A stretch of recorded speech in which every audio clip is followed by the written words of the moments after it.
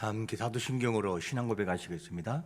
전능하사 천지를 만드신 하나님 아버지를 내가 믿사오며 그 외아들 우리 주 예수 그리스도를 믿사오니 이는 성령으로 잉태하사 동정녀 마리아에게 나시고 본디오 빌라도에게 고난을 받으사 십자가에 못 박혀 죽으시고 장사한 지 사흘 만에 죽은 자 가운데에서 다시 살아나시며 하늘에 오르사 전능하신 하나님 우편에 앉아 계시다가 저리로서 산자와 죽은 자를 심판하러 오시리라. 성령을 믿사오며 거룩한 공예와 성도가 서로 교통하는 것과 죄를 사하여 주시는 것과 몸이 다시 사는 것과 영원히 사는 것을 믿사옵나이다. 아멘. 다 함께 찬송가 453장입니다. 453장.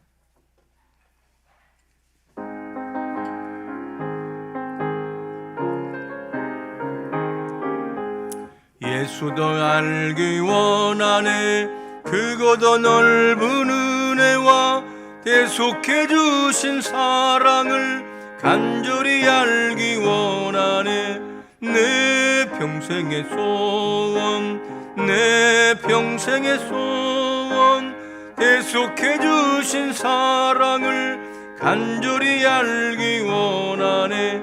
성령이 스승되셔서 진리를 가르치시고 거룩한 뜻을 깨달아 예수를 알게 하소서. 내 평생의 소원, 내 평생의 소원, 대속해 주신 사랑을 간절히 알기 원하네. 성령의 감화 받아서 하나님 말씀 배우니 그 말씀 암절암절이 내 맘에 교훈 되도다. 내 평생의 소원, 내 평생의 소원, 대속해 주신 사랑을 간절히 알기 원하네. 예수가 계신 보좌는 영광에 들려 있도다. 평화의 왕이 오시니 그 나라 왕성하도다. 내 평생의 소원, 내 평생의 소원, 대속해 주신 사랑을 간절히 알기 원하네. 아멘. 기도하겠습니다. 우리를 사랑하시는 아버지 하나님, 오늘도 이처럼 불러주시고 하나님의 말씀으로 하루를 시작하도록 인도하신 것을 감사드립니다. 우리 마음 중심 속에 말씀의 씨앗이 살아있어 그 말씀을 듣고 그리고 우리의 삶의 풍요로움과 하나님께 영광된 삶을 살아가도록 은혜를 베풀어 주옵소서. 오늘도 말씀을 듣사오니 성령님께서 깨닫는 지혜를 허락하여 주옵소서. 예수님의 거룩하신 이름으로 기도합나이다. 아멘. 오늘의 말씀은 역대하 4장 1절 한 절만 보겠습니다. 역대하 4장 1절. 우리 한 목소리 같이 1절 읽겠습니다. 시작. 솔로몬이 또 노수로 제단을 만들었으니 길이가 20규빗이요 너비가 20규빗이요 높이가 10규빗이며. 아멘. 오늘 제목의 말씀은 해결하자, 이런 제목으로 말씀드리겠습니다. 우리가 앞에서 살핀 내용을 간략하게 정리해 보면 성전 앞에 기둥 둘이 있었는데 이 기둥의 이름이 무엇과 무엇이었었죠? 야긴과 보아스였다. 자, 그런데 이 야긴의 뜻은 그가 세우신다, 그런 뜻이었고, 보아스는 능력 안에서, 이런 뜻이었어요. 이를 보면서 성전은 하나님의 능력으로 세워진다라는 것을 알게 되었습니다. 아울러서 우리에게 불가능해 보이는 이런 일들이 있을 때 내가 하려고 하지 말고 여호와의 능력 안에서 되게 하시는 하나님을 의지하자라는 이 적용을 함께 우리가 살펴보았습니다. 그리고 오늘의 말씀은 성전 안에 있는 번제단, 이 번제단에 대해서 만드는 과정에 대해서 말씀하고 있는데, 제단을 만들었다고 하는데 1절에 보니까 이런 말씀을 하잖아요. 본문 1절을 보시면 솔로몬이 또 노소로 제단을 만들었으니 길이가 20규빗이요 너비가 20규빗이요 높이가 10규빗이며, 자, 노제단을 어떻게 만들었냐면 길이가 얼만큼 되냐면 20규빗이 넓이 20규빗. 한번 사진을 봐야 이거는 이해가 좀 쉬워요. 한번 사진 한 장 띄워주실까요? 예, 저기 있는 것이 이제 노제단이죠. 노제단인데 그 다음에 보세요. 예, 저렇게 해서 이제 저 위에다가 동물을 태워서 번제를 드리는 거였어요. 자, 그러면 저 제단이 모세 시대에 만든 제단의 크기와 그리고 솔로몬 시대에 만든 크기는 조금 달라요. 모세 시대에는 뭘로 만들었냐? 재료가 조각목에다가 노스를 입혔어요. 이게 이 모세 시대에 만드는 거고, 그런데 이 솔로몬 시대에는 집정노스로 제작을 했어요. 그 차이가 나는 거예요. 그리고 길이도 좀 차이가 나요. 길이가 20규빗이고 넓이가 10규빗이고 높이가 넓이가 20규빗이고 높이가 10규빗이라. 자, 그러면 이 크기가 어느 정도냐? 크기가 어느 정도냐면 20규빗 그러면 우리 본당의 4분의 1 생각하면 돼요. 4등분 했을 때 4분의 1, 그러니까 가로와 세로가 9m. 자, 9m 정도가 되면 우리 본당의 저 벽에서부터 시작을 해서 9m면 거의 3분의 1이 좀 넘을 거예요.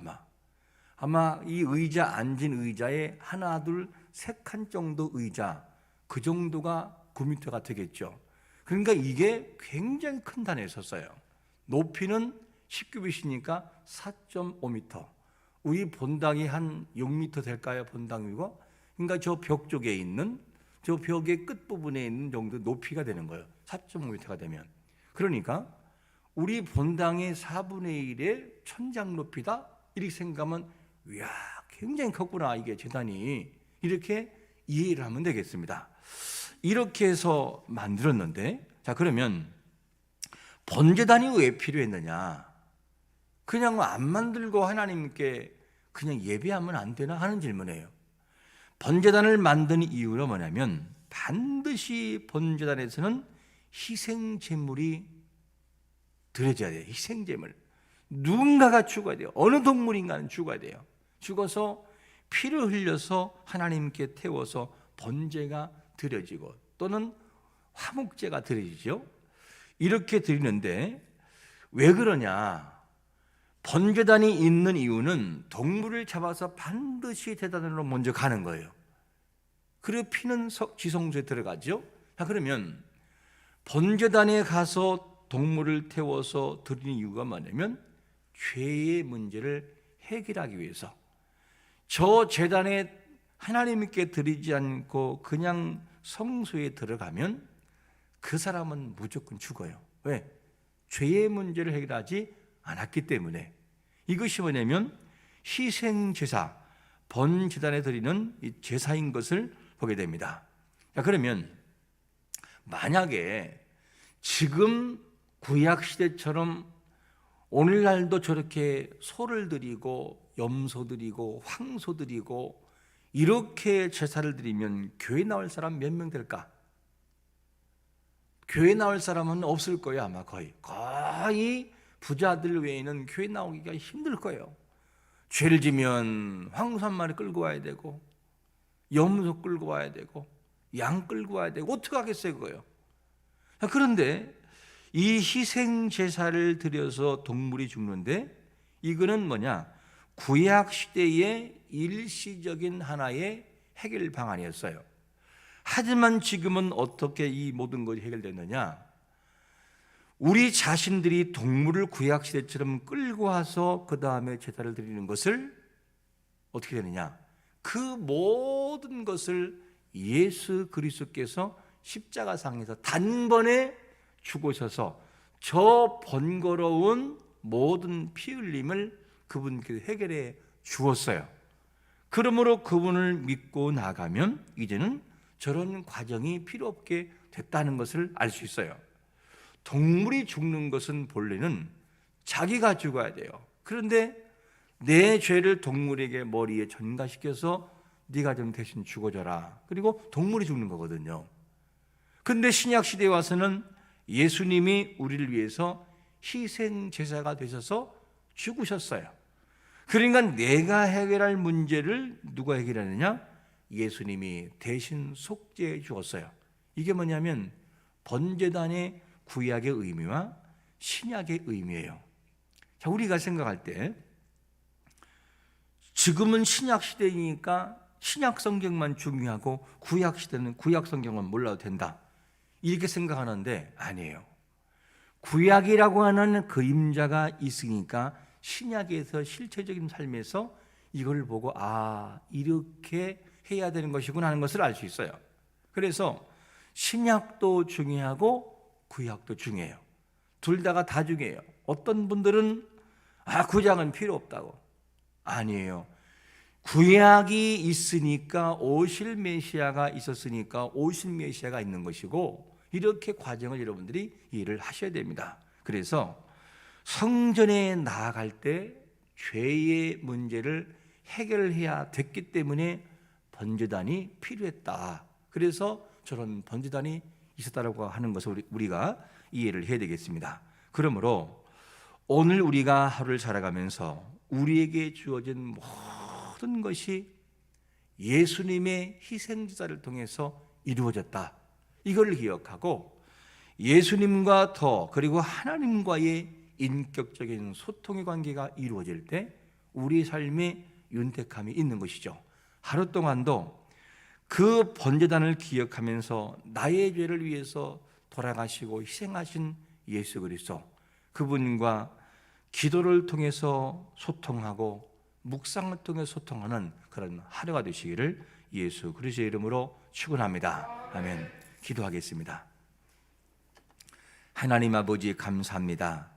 오늘 말씀을 통해서 희생제사가 드려지는 번제단, 정말 꼭 필요한 장소였고 무엇인가가 죽어 피를 흘려야 되는 그런 장소에서 모든 죄를 해결하고 성소에 들어가는 과정을 보았사오니, 오늘도 우리는 예수 그리스도의 희생제사를 통해서 우리가 이 지성소에 들어왔음을 믿고 하루 동안 주님 살아갈 때에도 예수 그리스도를 생각하고 감사하며 감격하며 모든 것이 하나님의 은혜임을 기억하며 살아가도록 은혜 베풀어 주옵소서.